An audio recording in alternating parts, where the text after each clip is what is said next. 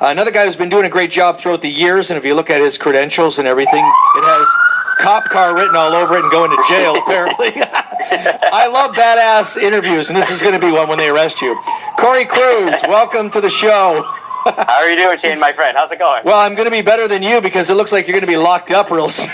Oh, I'm coming at you from downtown Welland. I'm on the top of my studio, and I'll show you pictures after. But yeah, it's a beautiful night out here. Downtown Welland, nothing like Willando Beach. Hey, people are underestimating Willando Beach and how beautiful it is down here by the lake or ocean. Nice. Or whatever the hell it is.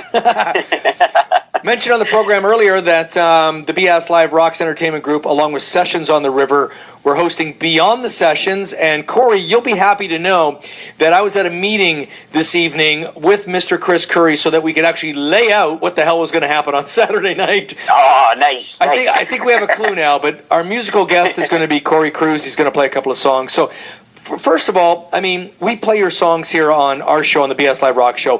Phoenix Camara has played your songs for years. But for some of the listeners who don't know who you are, take us back to your early beginnings. And I love the beginning story of how you got into music and about your late father's guitar. Do you mind talking about that real briefly? Sure, not a problem. Absolutely. I was about 11 years old, and I lost my father when I was about 2 months old to a motorcycle accident. And I found his guitar in my closet when I was 11. I kind of picked it up. I had one string on it and started playing along to the radio from there. And my mom and stepdad came in and they're like, "What are you doing?" I'm like, "Hey, look, guys, I just taught myself how to play guitar." It grew from there. I've learned how to string up a guitar and go from there. Okay, so you play guitar, but now you have to write songs. So they're two totally different things, right? Not anybody, but because I can't do it. A lot of people can play guitar, but they're not good songwriters. You've been able to become a good songwriter. How has that happened for you? Well, I'm definitely still learning the craft, and I appreciate that very much. But I'm kind of just listening and trying to learn from everything around me. Especially with local music, and growing up with everything from Black Sabbath to Leonard Skinner. Hearing the way that they use strong structures and things like that, I kind of just try to adapt myself to the music that I kind of grew up with. Now, do you write mostly by yourself? Do you collaborate with others?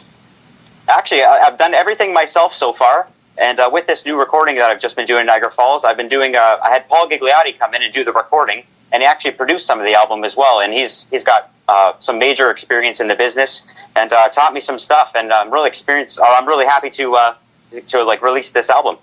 So is this your first full album? Like, I know you have an EP out, right? Mm-hmm. Yep, it's actually going to have probably 5 or 6 songs on it, and but they're full blown 167 track songs, like massive songs. Perfect. So full band. So that was my next question. Is every time I have seen you, and I think it all started at the Niagara Music Awards, you typically play your acoustic guitar. You sing your songs, and that's what you're doing Saturday night at Sessions. You do have a full band? You do write songs that incorporate a full band? I technically write everything at home. I usually start with the acoustic or a melody and then build it from there. I put the bass to it. I'll put drums. I play a little bit of piano, and I kind of go from there. And basically, I've had some studio session players from Nashville come in and record on this album and fill in all the colorful spots. And Paul, like I said, has been really great. He's amazing at that. And it's been growing in this. I don't even know how to say it. I guess it's a full band thing, but I'm still looking at putting a band together. But I'm still doing the solo thing. So on Saturday night, you're going to play a couple of tunes for us, and Absolutely. You and I are going to talk, and we're going to explore more about Cory Cruise and about your music. And do you know? Actually, it was dubbed 15 seconds with Cory, but it's now turned into 60 seconds with Cory. Are you nervous about this at all? I'm always nervous. besides the fact I'm standing actually 10 stories at the edge of my building. Wait till you see the video. I'm videotaping this as we speak as well. Nice. I'll post it. But I've got the nice Welland Bridge in the background, but I'm always nervous. I thought this might, get some fresh air and chill me out a little bit, but I'm nervous all the time. Who are some of your inspirations right now for songwriting, or maybe inspirations as far as musicians or bands that you listen to? I could go on for hours about that, but name a few, like maybe Don Henley, Kelly Jones from Stereophonics, James Hetfield, Neil Young, all like guys and stuff like that, just real heartfelt music, and some some angry stuff too, but just guys that are writing true to themselves and getting it out there. Upcoming shows, you got some of those that we can mention? Oh man, you got an hour? Well, I was thinking that after I asked that question, I thought, you know what? How about over the next couple of weeks? Everything from Fort Erie. We got Beyond the Sessions coming up, and Friendship Festival in Fort Erie as well. I got the Toronto Food and Wine Expo. In Welland, I'm doing the Rose Festival. Actually, something cool in Niagara Falls coming up. I got the Rib Fest, and I'm actually going to be doing for the City Council meeting singing "Oh Canada." Oh, nice. Have you ever done that or no? Definitely not. In school, with everybody else in my class. But yeah, it's going to be a first for sure.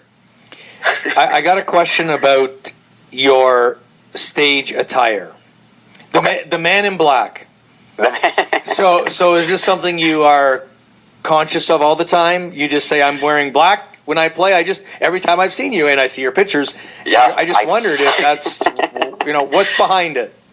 Well, being a musician, everybody knows you can't afford tons and tons of clothes. So the easiest clothes for me to keep clean and doing 3 to 5 shows a day and stuff, it's easiest to just do dress clothes. You can do them all. And I'm a kind of, ripped jeans and short sleeve kind of guy. But usually with shows and stuff, I like kind of dressing it up. And I find that the older crowds find it more respectable.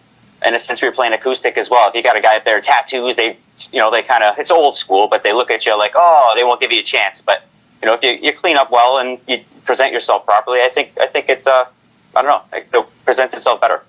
That's a perfect answer. I just wondered because I thought of that today. I was driving thinking, I always see him in black and his pictures he's wearing, maybe that's all he owns is black. I don't know. Totally true. It's so true. I actually just bought my very first blue dress shirt with white polka dots on it, so I'm expanding. Nice. Well, listen, Bobby and I really appreciate you doing this Saturday night for Beyond the Sessions. We're excited to do this. We have a great house band.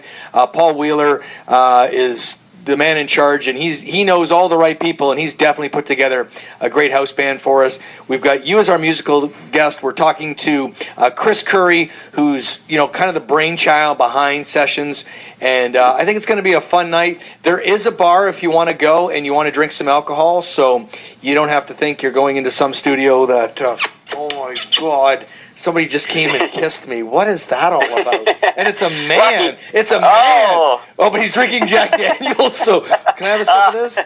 That means Spensley's got to be here if you're drinking this. No. Gotta love Jack. Gotta love Jack. Okay, apparently this interview's over. So, okay, thanks for talking, Cory. I appreciate everything, you guys. Thank you so much. We're pretty epic here. We're gonna play a couple of your songs though that are pretty epic, and we will see you Saturday night. Sessions on the River.